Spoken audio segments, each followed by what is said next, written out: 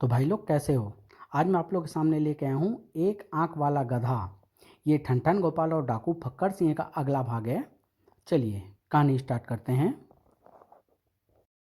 पिछला अंक ठनठन गोपाल और डाकू फक्कड़ सिंह में हमने पढ़ा कि लोहागढ़ का राजा दुर्जन सिंह अपनी प्रजा के दुख सुख का बहुत ध्यान रखता था। एक बार राजा ने अपने महामंत्री को किसी ऐसे व्यक्ति को खोज कर लाने के लिए कहा जो उसके राज्य में हर तरह से संतुष्ट व प्रसन्न हो।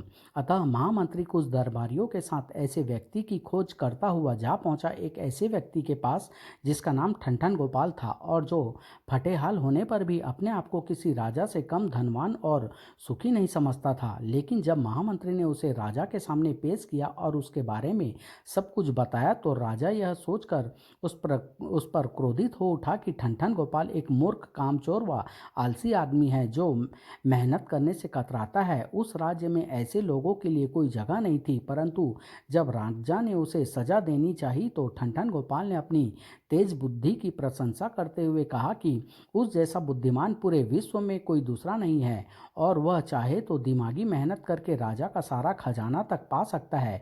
इस पर राजा ने उसकी परीक्षा लेने की गर्ज से उसे बिना धन खर्च किए और बिना चोरी किए एक जोड़ी बैल लाने के लिए कहा और ठनठन गोपाल ने वास्तव में राजा के कहे अनुसार एक जोड़ी बैल लाकर राजा को दे दिए। तब राजा समेत सभी दरबारी ठनठन गोपाल की बुद्धि का लोहा मान गए। उस देश में उस समय डाकू फक्कड़ सिंह ने बहुत उधम मचाया हुआ था। वह उजाड़ जंगल में ही कहीं रहता था। ठनठन गोपाल की बुद्धिमानी को देखकर महामंत्री चक्रध्वज ने डाकू फक्कड़ सिंह को पकड़ने की एक योजना राजा को बताई और राजा ने उस योजना के अनुसार ठनठन गोपाल को एक 9 लाखा हार, 4 लाल और एक बेशकीमती हीरा लेकर उजाड़ जंगल से होकर पड़ोसी देश शिव घाटी भेजा। लेकिन जब ठनठन गोपाल उजाड़ जंगल में पहुंचा तो वहां एक आंख वाले गधे ने वह पोटली निगल ली जिसमें राजा का धन रखा था। फिर अभी वह उस गम को बर्दाश्त भी नहीं कर पाया था कि तभी डाकू फक्कड़ सिंह के आदमियों ने उसे पकड़ लिया और उसके पास कुछ न पाकर वे उसे लेकर अपने अड्डे की ओर चल पड़े। अब आगे न जाने क्यों एक आंख वाले गधे को ठनठन गोपाल की हालत पर तरस आ गया और वह भी उन डाकुओं के पीछे चल पड़ा। डाकू ठनठन गोपाल को लेकर अपने गुप्त अड्डे पर अपने सरदार के पास पहुंचे। सरदार, यही है वह व्यक्ति जिसके बारे में तुमने कहा था। लेकिन सरदार, इसके पास से तो हमें कुछ नहीं मिला। असंभव, ऐसा कदापि नहीं हो सकता। मेरी ज्योतिष विद्या कभी गलत नहीं हो सकती। आहा, कितना सजीला नौजवान है। लेकिन अफसोस, पता नहीं बापू इसे जिंदा भी छोड़ेंगे या नहीं। परंतु इस बार ऐसा ही हुआ है सरदार। हम इसकी अच्छी तरह तलाशी ले चुके हैं। लगता है तुम्हारी ज्योतिष विद्या में जरूर कहीं भूल हुई है। बंद करो अपनी बकवास, अभी असलियत तुम्हारे सामने आ जाएगी। यह मूर्ख मेरी आंखों में धूल नहीं झोंक सकता। क्यों बे छोकरे, सच सच बता, तेरा नाम ठनठन गोपाल ही है ना? यह बिल्कुल सच है सरदार। तुझे राजा दुर्जन सिंह ने ही काफ़ी सारा धन देकर जंगल पार शिव घाटी के राजा को देने के लिए भेजा था ना? बिल्कुल सरदार, यह भी सच है। क्यों रे लड़को, देख रहे हो मेरी ज्योतिष विद्या का चमत्कार? जैसे मैंने कहा था वैसे ही इसने कहा है ना? हाँ सरदार, लेकिन ठहरो, अभी तुम्हें इस धन के बारे में भी मालूम हो जाएगा। देख देखो बच्चे, अभी तक तुमने सच कहा है, इससे हम तुमसे प्रसन्न हैं। अब तुम सच सच यह भी बता दो कि 9 लाखा हार, 4 लाल और बेशकीमती हीरा तुमने कहाँ छुपाए हैं, तो हम तुम्हें खुशी खुशी छोड़ देंगे। वरना सरदार, यह सच है कि 9 लाखा हार आदि मेरे पास थे, लेकिन जब मैं जंगल में एक जगह आराम कर रहा था तो एक गधा उन्हें घास समझकर चर गया। बंद करो अपनी बकवास और चुपचाप उस धन के बारे में बता दो, वरना मैं तुम्हें कच्चा चबा जाऊंगा। सरदार, मैं जानता हूँ कि आपके दांत बड़े पैने और मजबूत हैं, मुझे और मेरी हड्डियों को अच्छी तरह चबा सकते हैं, लेकिन मैं जो कुछ कह रहा हूँ वह भी सच है। विश्वास न हो तो अपनी ज्योतिष विद्या से मालूम कर लो। ओह हाँ, अभी मालूम करता हूँ। डाकू फक्कड़ सिंह उसी समय ध्यान मग्न हो गया। देखना यह है कि यह ज्योतिष विद्या का ज्ञाता असलियत का पता लगा पाता है अथवा नहीं। शीघ्र ही। ओह नहीं, ऐसा नहीं हो सकता। क्या हुआ सरदार? ऐसा पहली बार हो रहा है। वह धन वास्तव में ही इसके पास नहीं है, लेकिन मैं यह पता लगाने में भी असमर्थ रहा हूँ कि वह धन इसने कहाँ छिपाया। मैंने छिपाया नहीं है सरदार, मैं सच सच कह रहा हूँ कि उस धन को एक गधा चर गया है। अरे मक्कार, मुझे उल्लू बनाने की कोशिश मत कर। यदि वह धन कोई गधा खा गया होता तो मैं अपनी ज्योतिष विद्या से उसका पता लगा लेता। वह धन किसी गधे ने नहीं खाया, बल्कि तूने ही किसी ऐसी जगह छिपाया है जो मेरी ज्योतिष विद्या की सीमा से बाहर है। सच सच बता, कहाँ छिपाया है तूने वह धन, वरना मैं तुझे जिंदा जमीन में गड़वा दूंगा। मेरी बात पर यकीन करो सरदार, मैं सच बोल रहा हूँ। तुम यूं सच नहीं बोलने वाले, ठहरो, मैं अभी तुम्हारा सही इलाज करवाता हूँ। छोकरों, बाहर मैदान में अलाव जलाओ और इसे एक बल्ली से बांधकर जंगली सुअर की तरह भूनो। तब यह अपने आप सब कुछ बता देगा। आखिर वही हुआ जिसका डर था। तुरंत सरदार के आदेश का पालन हुआ और हाय, मर गया बेचारा, काश में इसे किसी तरह बचा पाती। अरे मूर्ख, यदि तुझे धन से ज्यादा अपने प्राण प्यारे हैं तो अब भी सच बता दे कि तूने वह धन कहाँ छिपाया है। उफ, अब तो सच की जगह झूठ ही बोलना पड़ेगा, तब ही जान बच सकती है। ठहरो सरदार, मुझे आज़ाद कर दो। मैं तुम्हें उस धन के बारे में बताने के लिए तैयार हूँ। अब आए ना रास्ते पर। तुम जैसे लोगों का इलाज करना मैं अच्छी तरह जानता हूँ। बताओ, कहाँ छिपाया है तुमने वह धन? पहले मुझे इस अलाव से बाहर करो, फिर सब कुछ बता दूंगा। नहीं, पहले तुम्हें उस धन के बारे में बताना होगा। जिद मत करो सरदार, वरना याद रखना, यदि मैं मर गया तो वह धन तुम भी जीवन भर नहीं पा सकोगे। साला कह तो ठीक ही रहा है, अगर कमबख्त मर गया तो मुझे एक बड़े खजाने से व्यर्थ ही हाथ धोने पड़ेंगे। ठीक है, खोल दो इसे। फक्कड़ सिंह के आदमियों ने ठनठन गोपाल को बंधन मुक्त कर दिया। हाँ, अब बताओ तुमने वह धन कहाँ छिपाया है? मुझे कुछ दिन का समय ले लेना चाहिए ताकि इसके चुंगल से निकल भागने का कोई उपाय ढूंढ सकूं। वैसे भी मेरी धमकी सरदार पर असर कर चुकी है, अब यह मुझे इतनी जल्दी मारने से रहे। सरदार को मुझे समय देना ही पड़ेगा। क्या सोच रहे हो मक्कार? जल्दी बताओ, कहाँ छिपाया है तुमने वह धन? सरदार, उस धन के बारे में मैं तुम्हें आज से ठीक 4 दिन बाद बताऊंगा। तब तक मुझे अपने यहाँ आराम से रहने दो। क्या मतलब? मतलब यह है सरदार की घर से चलते हुए मुझसे मेरे गुरु ने यह कहा था कि यदि सफ़र के दौरान तुम कभी कभी ऐसी ही मुसीबत में फंस जाओ तो कम से कम 4 दिन का समय अवश्य लेना, वरना तुम उसी दिन मर जाओगे। और हो सकता है सरदार की धन का पता चलते ही तुम उसी समय मुझे मौत के घाट उतार दो। इसलिए मैं गुरु जी की आज्ञा का उल्लंघन किसी भी हालत में नहीं कर सकता। लेकिन यदि मैं चाहूँ तो धन प्राप्त किए बिना ही तुम्हें इसी समय मौत के घाट उतार सकता हूँ, और हो सकता है 4 दिन बाद धन का पता मिलने के बाद भी तुम्हें मार डालूं। मैं अच्छी तरह जानता हूँ सरदार कि तुम बिना धन पाए मुझे हरगिज नहीं मारोगे। आखिर वह धन कोई छोटा मोटा नहीं है, लाखों स्वर्ण मुद्राओं का है जो तुम्हें मुफ्त में मिलने वाला है। फिर 4 दिन बाद तो मुझे दुनिया की कोई शक्ति नहीं मार सकती, ऐसी मेरे गुरु की भविष्यवाणी है। आखिर वे कोई छोटे मोटे ज्योतिषी तो है नहीं। ओह! कुछ सोचने विचारने के पश्चात, बलवान सिंह, तुम इसे कमरा नंबर 4 में ले जाओ और वहीं इसे ठहराओ। हम 4 दिन इसके उत्तर का इंतजार करेंगे। सरदार, तुम व्यर्थ ही इस ध्रुत की बातों में आ रहे हो। तुम मुझे आज्ञा दो, मैं अभी इससे सब कुछ उगलवा लेता हूँ। मार के आगे तो भूत भी भागता है। नहीं, इसकी कोई ज़रूरत नहीं। मेरी ज्योतिष विद्या भी इसके ऊपर अत्याचार करने को मना कर रही है। अतः जैसा मैं कहता हूँ तुम वैसा ही करो। हाँ, यदि चौथे दिन इसने हमें धन का पता नहीं बताया तो फिर इसका भगवान भी इसे मौत से नहीं बचा सकता। ठीक है सरदार, जैसा तुम उचित समझो।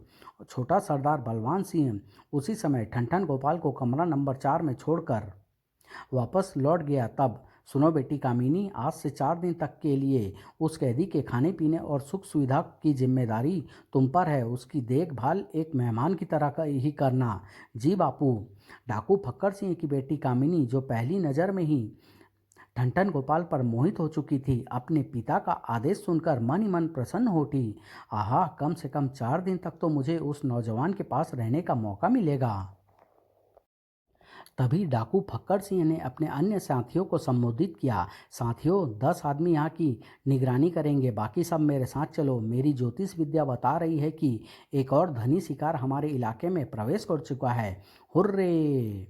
उसके बाद वहाँ 10 आदमियों को छोड़ सभी डाकू फक्कड़ सिंह के नेतृत्व में वहाँ से एक दिशा में चल पड़े, जबकि कामिनी 10 व्यक्तियों के साथ अड्डे पर रुकी थी। अपने पिता के वहाँ से जाते ही वह भोजन लेकर ठनठन गोपाल के पास पहुंची। लो खाना खा लो। यदि इस लड़की को किसी तरह अपने प्रेम जाल में फंसा लिया जाए तो यहाँ से आसानी से निकला जा सकता है। और कुछ सोच कर वह बोला, खाना? यहाँ जान पर बनी है और तुम खाने की बात कर रही हो। यहाँ यहाँ भूख किसे है? ठनठन गोपाल का उदास और परेशान देखकर डाकू की बेटी विचलित हो उठी। मैं जानती हूँ कि तुमने बापू से झूठ बोलकर अपनी जान बचाई है। दरअसल तुम बापू को उस धन का पता बताना ही नहीं चाहते। क्या तुम अपने पिता से भी ज़्यादा ज्योतिष विद्या का ज्ञान रखती हो? नहीं, मैं ज्योतिष विद्या के विषय में कुछ नहीं जानती, यह मेरा विचार है। तो सुनो, तुम्हारा विचार तुम्हारे पिता के अनुसार ही गलत है। न तो मेरे पास वह धन ही है और न मैंने उसे कहीं छिपाया है। वह धन वास्तव में एक गधा खा गया है। ओह, तब तो तुम्हारी जान वास्तव में खतरे में है। असलियत का पता चलते ही बापू तुम्हें मौत के घाट उतार देंगे। सच, मुझे तुमसे पूरी हमदर्दी है। जब मुझसे इतनी ही हमदर्दी है तो तुम यहाँ से भागने में मेरी मदद क्यों नहीं करती? बेकार में हमदर्दी जताने का नाटक क्यों कर रही हो? काश मैं तुम्हारी कोई मदद कर पाती। यहाँ से निकलना कोई आसान काम नहीं है। बापू के आदमी अड्डे के चारों ओर नाकेबंदी किए रहते हैं, वरना मैं भी कब की यहाँ से भाग चुकी होती। क्या? हाँ युवक, यह सच है। मैं स्वयं यहाँ से भाग जाना चाहती हूँ, क्योंकि मैं ऐसी गंदी जिंदगी से उकता चुकी हूँ। कामिनी की बात सुनकर ठनठन गोपाल किन्हीं विचारों में खो गया। इधर बाहर, अरे वह देखो, एक गधा हमारे किले में घुस आया है। एक आंख वाले गधे को देखकर उनका साथी डाकू चौंक उठा। ओह, एक आंख वाला गधा? क्या बात है रघु, तुम उस गधे को देखकर चौंके क्यों? तुम्हें शायद उस कैदी ठनठन गोपाल की बात ध्यान नहीं। वह बार बार यही कह रहा था कि उसके पास जो धन था उसे एक आंख वाला गधा खा गया है। यानी तुम्हारे कहने का मतलब यह है कि यही वह गधा है? शायद। यदि ऐसी बात है तो चलो उसे पकड़ते हैं। यदि धन उसी के पेट में हुआ तो चीर कर निकाल लेंगे। ठीक कहते हो, चलो। यदि वास्तव में उसके पेट से हमें वह धन मिल गया तो सरदार खुश हो जाएगा। तीनों डाकू अपनी अपनी तलवारें संभाल कर एक आंख वाले गधे की ओर दौड़ पड़े। अब यह और बात थी कि उन्हें अपनी ओर आते देखकर एक आंख वाला गधा भी चौकन्ना हो उठा था। जरूर वे मुझे ही पकड़ने आ रहे हैं ताकि मेरे पेट से वह अमूल्य धन निकाल सकें। ओहो बेचारे। और जैसे ही वे डाकू गधे के करीब पहुंचे, आह उफ! एक आंख वाला गधा वास्तव में उन दोनों डाकुओं के लिए एक जबरदस्त लड़ाका साबित हुआ। हाय बचाओ! उफ मरा, बचाओ! अपने साथियों की चीख सुन आसपास मौजूद अन्य डाकू दौड़े दौड़े वहां पहुंचे। अरे वह गधा तो हमारे साथियों की पिटाई कर रहा है। कमबख्त कमबख्त की इतनी हिम्मत कि हमारे अड्डे में घुसकर हमें ही ललकारे। आओ चलकर उसकी खबर लेते हैं। परंतु जैसे ही वे भी गधे के निकट पहुंचे, हाय आह! अरे बाप रे, मर गया! आई! और एक आंख वाला गधा उन पर आक्रमण करता हुआ, उन्हें छकाता हुआ उनके अड्डे में इधर उधर दौड़ने लगा। पकड़ो, मारो, बचकर नहीं जाना चाहिए। उधर कमरे के भीतर कामिनी ठनठन गोपाल को भोजन करा रही थी कि पकड़ो, बचकर न जाने पाए। ओह, यह शोर कैसा? दोनों तुरंत कमरे से बाहर निकले। अरे यह क्या हो रहा है? यह गधा यहाँ कैसे आ गया? आहा, यह तो वही एक आंख वाला गधा है जिसने मेरी धन की पोटली निगल ली थी। क्या तुम सच कह रहे हो? झूठ बोलने का कोई कारण नहीं है, लेकिन मुझे आश्चर्य है कि यह यहाँ कैसे आ गया। लगता है यह कोई साधारण गधा नहीं है। तभी गधे की भी नज़र ठनठन गोपाल पर पड़ी। वह रहा खजाने का स्वामी। मौका अच्छा है, मुझे उसे लेकर निकल भागना चाहिए। और गधा पलक झपकते ही ठनठन गोपाल के पास पहुंच गया। दोस्त, जल्दी से मेरी पीठ पर सवार हो जाओ, वरना फिर तुम्हें यहाँ से निकलने का मौका नहीं मिलेगा। आए, तुम इंसानी बोली भी जानते हो? कौन हो तुम? बेकार की बातों में समय मत गवाओ दोस्त। समय कम है, जल्दी से मुझ पर सवार हो जाओ, बाकी की बातें बाद में होगी। ठीक है? और ठनठन गोपाल एक ही छलांग में गधे की पीठ पर सवार हो गया। ठहरो गोपाल मेरे प्रियतम, मैं भी तुम्हारे साथ चलूंगी। कृपया मुझे भी साथ ले चलो। क्यों भाई, ले चलूं इसे भी साथ? जो करना है जल्दी करो, दुश्मन निकट आ पहुंचे हैं। तुम भी चलो कामिनी, जल्दी से मेरे पीछे सवार हो जाओ। तुम्हारा बहुत बहुत धन्यवाद प्रियतम। और कामिनी जैसे ही गधे की पीठ पर सवार हुई, गधा द्रुत गति से अड्डे के बाहर की ओर दौड़ पड़ा। अरे पीछा करो उनका, वह बदमाश कैदी बिटिया रानी को भी ले भागा है। जरूर वह गधा उसी कैदी का होगा।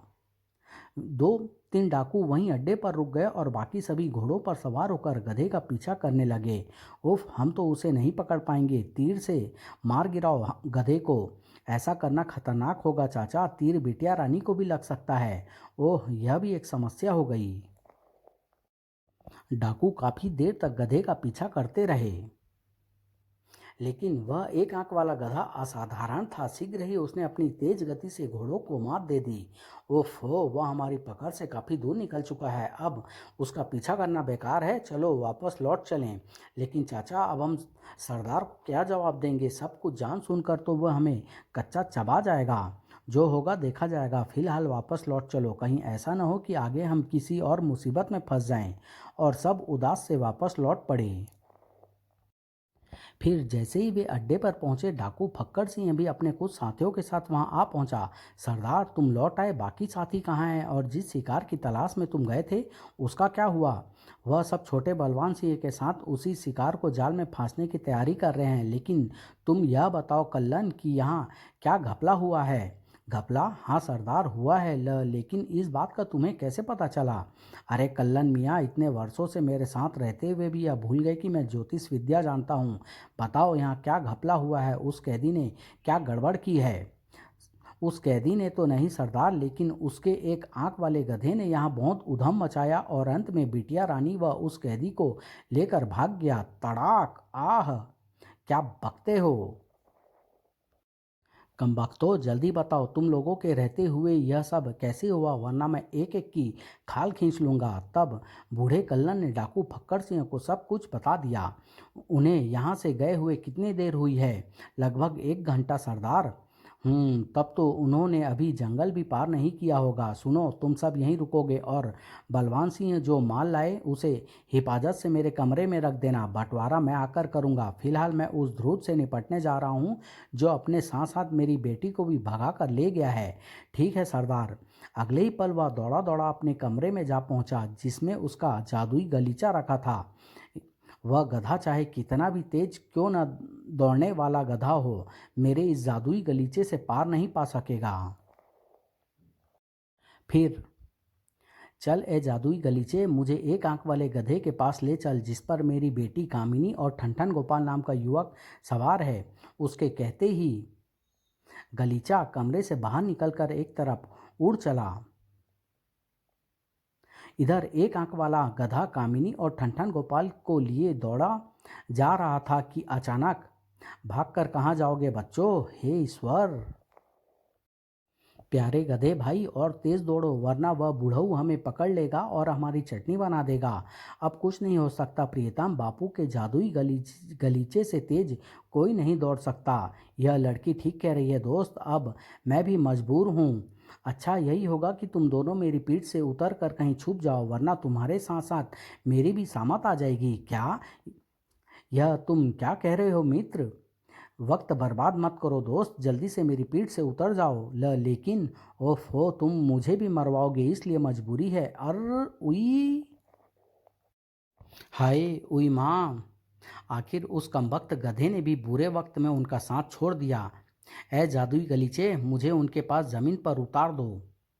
हाय प्रियतम, अब क्या होगा? बापू तो सर पर आ पहुँचे हैं, न छिपने का मौका है न भागने का समय। घबराओ नहीं प्रिय, और मुझे यह बताओ कि क्या तुम्हारे बापू का जादुई गलीचा हर किसी की आज्ञा का पालन करता है?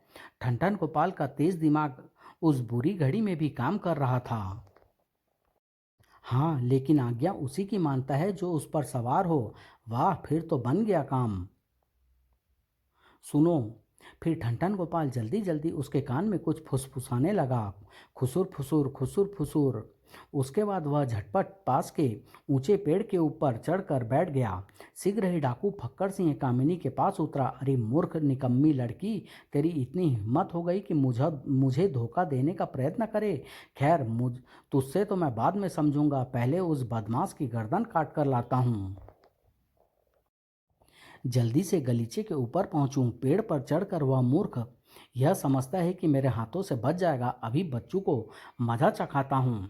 इधर कामिनी झटपट गलीचे पर आकर बैठी। उधर उधर चतुर ठनठन गोपाल की योजना से बेखबर जैसे ही डाकू फक्कड़ सिंह पेड़ की सबसे ऊंची शाखा पर बैठे ठनठन गोपाल के निकट पहुंचा, ठनठन गोपाल ने तुरंत ही नीचे छलांग लगा दी। ठनठन गोपाल ठीक गलीचे के ऊपर गिरा। अरे वह तो मुझे मूर्ख बना गया, लेकिन आज वह मेरे हाथों बच नहीं पाएगा। लेकिन जब तक सरदार कुछ कर पाता, ए जादुई गलीचे, मुझे हमें लोहगढ़ के राजा दुर्जन सिंह के महल में ले चलो। गलीचा उन्हें लेकर तुरंत हवा में उठा। ठीक तभी फक्कड़ सिंह ने भी गलीचे पर छलांग लगा दी, लेकिन आह, बेचारा फक्कड़ सिंह अपने आप को संभाल नहीं पाया। आई, और धरती पर गिरकर बेहोश हो गया। तुम तो सचमुच बहुत चतुर हो जी। हाँ, लेकिन जिंदगी में पहली बार मूर्ख भी बना। यदि जरा सी होशियारी से काम लिया होता तो उस गधे से धन भी वापस ले लेता। कमबख्त हमें गिराकर भाग गया। कुछ देर बाद जादुई गलीचा उड़ता हुआ राज दरबार में प्रविष्ट हुआ। अरे आए, ओह, यह तो ठनठन गोपाल है, लेकिन इसके साथ यह सुंदरी कौन हो सकती है? महाराज की जय हो। यह सब क्या चक्कर है ठनठन गोपाल, और क्या तुम हमारा काम पूरा कर आए? क्षमा करें महाराज, मैं आपका कार्य पूरा नहीं कर सका, क्योंकि जंगल के मार्ग में मुझे डाकू फक्कड़ सिंह ने पकड़ लिया था। और फिर ठनठन गोपाल ने सारी आप बीती सुना दी। सब कुछ सुनकर क्या तुम ठीक कह रहे हो ठनठन गोपाल? यह लड़की डाकू फक्कड़ सिंह की बेटी है? जी हाँ महाराज, यह 100% सच है। तब हमें जल्दी से डाकू फक्कड़ सिंह के अड्डे का पता बताओ ठनठन गोपाल। ठनठन गोपाल ने पता बता दिया। महामंत्री जी, आप ठनठन गोपाल और इसकी प्रेमिका को शाही मेहमान खाने में ठहराइए और कर्मचारियों को आगाह कर दीजिए कि वे इनकी सुख सुविधा का पूरा ध्यान रखें। जो आज्ञा महाराज। चलो ठनठन गोपाल। ठहरिए महामंत्री जी, जरा मैं अपना जादुई गलीचा भी साथ ले लूं। ठीक है। ठनठन गोपाल ने गलीचे को लपेटकर बगल में दबाया, फिर कामिनी को साथ लेकर महामंत्री के साथ हो लिया।